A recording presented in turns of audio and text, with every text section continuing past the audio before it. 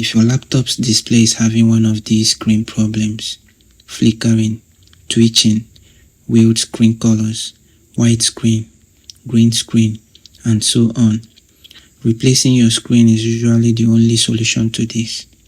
But before you spend money on a new screen, here are 4 things you can try that often restores the screen to work normally again.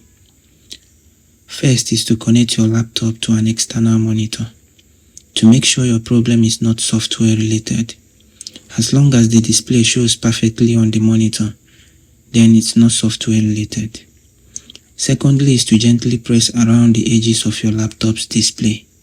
Sometimes you may find a loose spot that temporarily fixes the problem. If you do, you can place a small folded piece of paper in that spot to hold the connection steady. Thirdly is to check the display flex cable that connects your screen to the motherboard. If the cable isn't broken, use rubbing alcohol to clean the flex terminals and connecting ports on the PCB. Corroded ports or terminals can cause similar issues.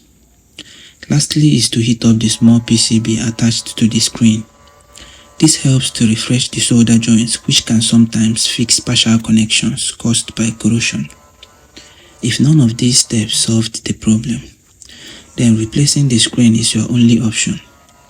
And if you're a DIY person and love this kind of videos, consider subscribing to my channel.